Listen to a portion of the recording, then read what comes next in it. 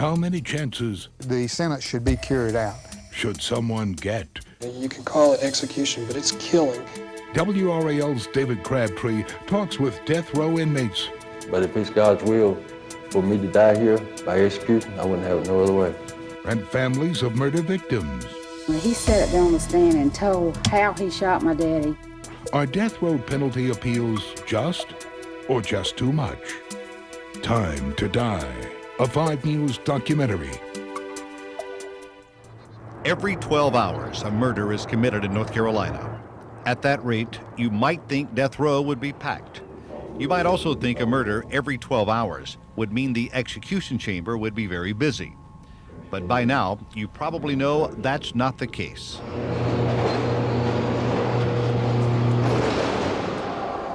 Good evening, I'm David Crabtree. This is Cell Block E, commonly referred to as Death Row at Central Prison in Raleigh. It is supposed to be the last home convicted killers will ever know. But not all convicted killers in this state end up here. And for those who do, they may spend years, as many as 15 or more, in this facility before their execution is carried out. For others, they may leave the row because their sentence is reduced. But bottom line, this can become a lifelong residence for death row inmates because of 4 words: the process of appeals. Some people think a lengthy process of appeals is the only true balance for the scales of justice. What is looked at is not just what went on at the trial, but some things that didn't go on at the trial. What evidence wasn't presented? Who didn't testify? Was there evidence that was withheld? But others tell us once the jury has spoken, The sentence should be carried out, and it should be carried out within 2 years. I don't think that we should draw a appeal process out any longer than that. It's ridiculous. When you do, you destroy anything that the death penalty might, a deterrence that the death penalty might have. during the next half hour, the frustrations and the favoritism of punishment that is often sure, but not always swift. A crime scene in eastern North Carolina. What happened here years ago has dramatically affected several lives. On the night of January 20th, 1992, Kinston Insurance executive Billy White drove to this old logging road in rural Lenoir County. He was here to meet a prospective business client named Timmy Connors. Now, the appointment had been set by White's wife. White was very aggressive and assertive and was known as the type of insurance salesman that would go anywhere at any time to sell a policy. But that night would be the last sales call Billy White would ever make, because when he got here, there was no Timmy Connors. However, he was met by 2 men. The first, Linwood Taylor, a small-time drug dealer and part-time informant for the Lenoir County Sheriff's Department. Taylor was joined by his uncle, Ernest Basden. And 5 minutes and 2 shotgun blasts after Billy White arrived, he lay dead. Within days, police began to piece together their case. The bizarre and emotional story surrounding it was about to begin to unfold. First, a fellow informant tips the authorities, and 3 weeks after the murder, Linwood Taylor is arrested. Taylor confessed to killing Billy White, that he did it for money, a lot of money, $20,000. And guess who Taylor says put him up to it? The victim's wife, Sylvia Ipock White. The money would come from the insurance agent's insurance policy. And as Taylor spun his jailhouse defense, he changed his story. Now he says he didn't pull the trigger, but he knew who did. His uncle, Ernest Basden. 2 days later, the SBI questions Basden, and he admits to killing Billy White. But the murder trail doesn't stop there. White's widow was arrested for conspiracy to commit murder, but Taylor wasn't finished. He claims Sylvia White once told him, quote, "Killing someone is easy. I know. I've done it. I killed my stepson." Billy White II was 4 when he died in 1972. With no autopsy, the coroner ruled death by accident, that little Billy White choked on a piece of plastic garment bag. But now, Linwood Taylor's revelation was so startling, police couldn't pass it up. And 20 years after the 4-year-old was buried, his body was exhumed, and this time an autopsy revealed the plastic had been stuffed down his throat and his skull was fractured. So while waiting to be tried for the killing of her husband, Sylvia White was convicted of murdering her stepson and sentenced to life in prison. In April of 1993, Ernest Basden is tried and convicted of killing Billy White. And on Good Friday, the jury hands down the harshest possible sentence, death. Earlier this year, 4 years after Billy White is murdered, his widow pleads guilty to conspiring to kill him and is sentenced to a second life term. A month later, Linwood Taylor is finally sentenced. He too gets life in prison. Even though all the murder defendants are charged under the same law, carrying the same potential penalties, only Ernest Basden, who was tried 3 years before the others, receives the death penalty. An automatic appeal, guaranteed by law, was filed and denied. Are there times when you just feel like saying, man, I can't fight this anymore? Myself, no. Because I know there is hope. There may be hope because Basden has a new set of attorneys, paid for by taxpayers, attorneys who are steering the latest round of appeals. Back in 1993, his first attorney developed cancer and had to leave the case 2 months before it came to trial. Another attorney was appointed to my case. Within 60 days, my trial started. And we were just unprepared. I had an attorney that with 40 years of experience told me that he was as ready as he'd ever be. And the only thing I could, as fast as things were going, the only thing I could rely on was putting my faith in him, and believing what he told me. Now Basden's new attorneys are questioning that faith, questioning whether Basden was fairly represented. There's things about Ernest's case which are just amazing. His new team, appointed this past January, wants a new trial, or at least a new sentencing hearing. Were the constitutional requirements satisfied? I don't think so. And it should be scrutinized very carefully when what is at stake is human life. Martin and his team are convinced their work is essential, not only to their client, but to our judicial system as we know it.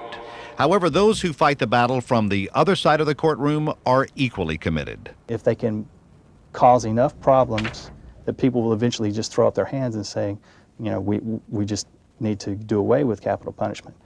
And I would hate to give in to that type of attack or that type of approach. We have a finite amount of judicial resources. We have situations where people have made frivolous claims and have abused those resources. And yet, if we throw the bathwater out, we might throw the baby out with it. This claim isn't frivolous. This claim is a real claim.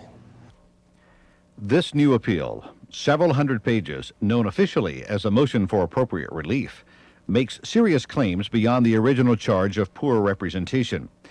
There are sworn statements from members of the jury who state a fellow juror who had worked for the Department of Correction convinced them the death sentence actually meant life in prison. Juror Fanny Keith Fennell said under oath, "I never intended for the defendant to be executed. I thought the death sentence would keep him in prison longer so that he could learn his lesson." The chapters of this new motion read like a murder mystery, but Barry McNeil has read similar books before. It is so difficult at each level that, in my opinion, the possibility of an innocent person being executed in the state of North Carolina in modern times is so infinitesimally small that I don't see it as a danger. But what about the reaction of family members of a murder victim? We'll hear their story when we come back.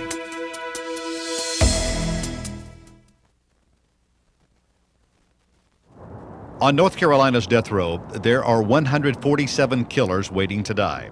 Some have been here for more than 15 years. The average time frame for appeals in this state is 9 years. The cost to all of us? Close to $200,000 each, according to the Terry Sanford Institute of Public Policy. State lawmakers have begun to change that. 10 days ago, they voted to cut the appeals process by 1 year. Ideally, it's going to be hard to get an execution carried out less than 5 to 6 years from the time of sentencing. Barry McNeil has worked for 17 years as Special Deputy Attorney General. His job, making sure the decisions of capital crime juries are administered, that every sentence of death handed down in this state is carried out. One of my colleagues is called the mistress of death, and I've been called that, doctor of death. He's also convinced there's much to be gained by compressing the expensive process. People just do not believe that the government has the guts to carry out and enforce the laws that we have on the books today. I intend to be at Basden's execution. And what about the families of the victims, those whose lives are destroyed in a different way? Could a quicker appeals process speed the healing? Teresa Murray is Billy White's only daughter. This is my Bible. You know, people wanted to look at it and take it and copy it, and they don't believe my sight. I mean, She's kept this detailed account of her father's story, partially because the trauma of his death placed a barricade around her memory. For days, the only thing she felt were the tears in her eyes. And like I said, I do intend to be there when he is executed, if and when he ever is. And that will put a final to that one, but there's so many involved in this particular case. You know, I don't know. I look around, and is there ever an end? If you're asking families and victims to put closure, how can you? When the state or the government, whatever, won't help you do that. I try to explain to them that it's what our system, as it is presently constituted, what it presently tolerates. It tolerates a lot of built-in delay in the case. And that's frustrating for McNeil, who is convinced family members like the Whites will never see justice and can never experience the sunset of their anger as long as their father's killer is alive. This happened in January of '92, and we've been in and out of court. I've been in 8 different counties to different courthouses for hearings, motions, trial, jury selections, whatever. It's been a very expensive trial on my part as a victim. They didn't reimburse me for my time to have to go to 3 counties over for jury selection, but they made sure that the prisoner was fed and carried and at state cost. Jurors, judges, lawyers, everybody but the victim's family. A significantly shorter appeals process could bring something else. So many have been on death row for so long, there could be as many as a dozen executions a year, 1 per month in North Carolina by 1998. It's just tough on everybody. This is Charlie Mears, a man who speaks from experience. Mears worked for the Department of Correction for almost 40 years, 35 of those as superintendent in Gastonia. Everybody concerned, it's no good to have the appeal process drawn out. It's expensive, it serves no purpose. As we said, Charlie Mears speaks from experience, because his experience with capital punishment is far different than most of us will ever know. This is a letter 8-year-old Charlie Mears wrote to his father. I love you, Daddy. I think of you all the time. I hope you will come home soon. Your loving son. Typical words from a little boy who loved his father very deeply. A little boy who was about to grow up very quickly. These are letters Charlie's father wrote to his mother while his dad was a prisoner on North Carolina's death row. He told, he talked about how heart-wrenching it was to be there and yet face death, and I remember visiting him in the jail there at Lumberton, and I was 8 years old. I remember going to see him. Charlie's father killed his uncle. They were competing bootleggers in Robertson County and got into a fight over business. Mr. Mears was defended by a court-appointed attorney, and only a few months after his conviction, 7 minutes of gas in this room ended his life. That was 54 years ago. Charlie Mears is convinced, had the crime happened today, his dad would have served 5 to 10 years for manslaughter and never faced execution. And even though the loss of his dad still hurts, Charlie Mears has never wavered in his support of the death penalty. Like that. It's really fair to the person, the individual, Why linger? Why prolong it for years and years? When, it can have a finality to it, It's over, and let's get on with our lives. And those who are waiting to die ask families to consider this. That that our system has flaws, and there's too much chance of mistakes, too much chance of convicting an innocent person.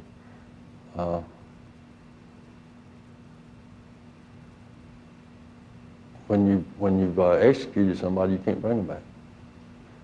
You found out that there was mistakes made, there was evidence that wasn't brought forth, or for whatever reason. It's too late then.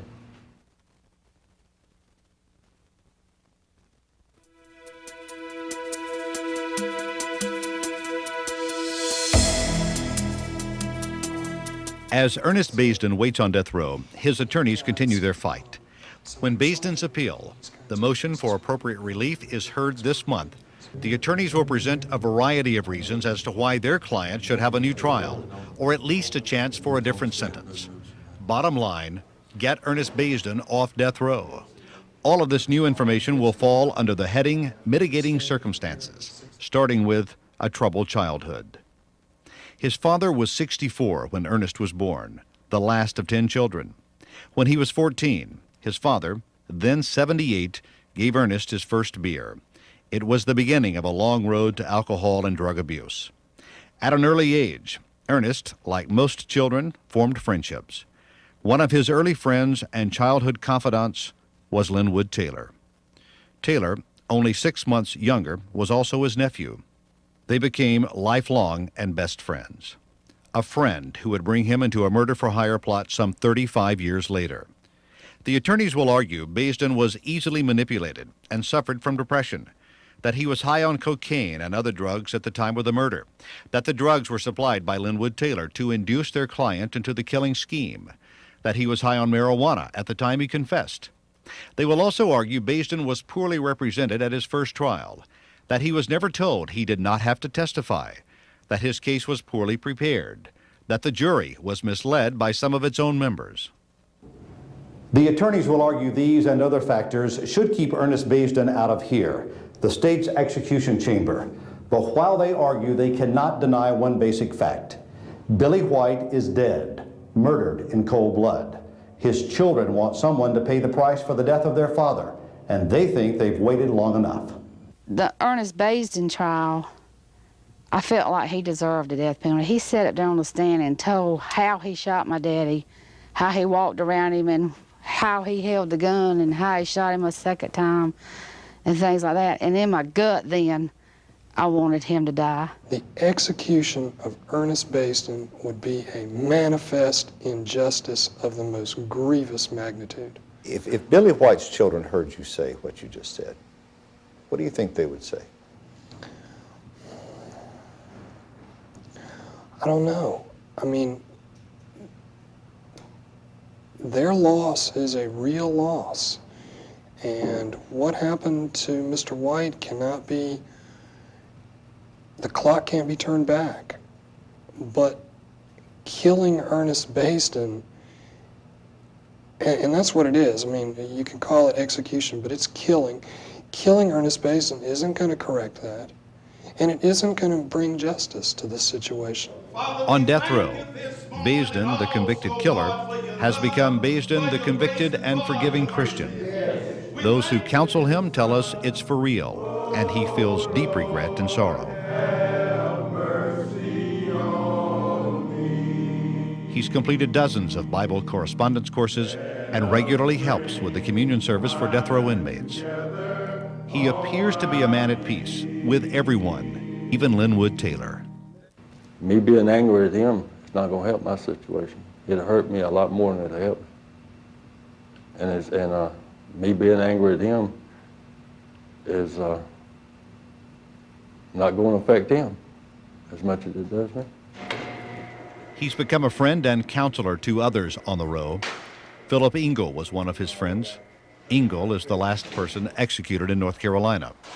This is part of a poem Engel wrote for Basden. We haven't known each other very long, but I feel our friendship is really strong. We'll meet someday when we leave this earth in a place that will be better than our first birth. Your friend in Christ, Filipinos.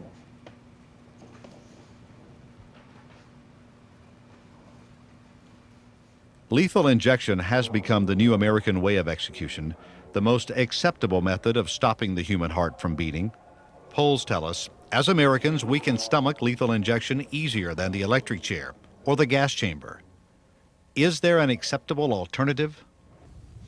If the state of North Carolina would have something called life without parole, I could have lived with that, but I don't think this person should ever walk on the streets again. I don't think any of them should. In 1994, state lawmakers passed a law designed to do just that. But even that new law has a potential way out to escape life in prison without parole. There is a provision that after a period of 25 years, a Superior Court judge will take a look at the case and make a recommendation to the governor as to whether or not the governor should commute or grant any type of relief. So there is a form of review. So in effect, it's not called parole, but there is a form of review of the sentence after a certain period of time. That law is for murder cases after 1994. For Billy White's family, and for more than 100 existing death row cases, the law was too little, too late. We're human beings. Life means as much to us as it does everybody else. There is no question Ernest Basden would like to leave death row alive. But if he doesn't, if his latest appeal is denied, this man is convinced he's done all he could do. Are you prepared for that? Yeah. I don't claim to know God's will, but if it's God's will for me to die here by execution, I wouldn't have it no other way. And I mean that with my heart. If this latest appeal is denied, an execution date for Ernest Basden could soon be set.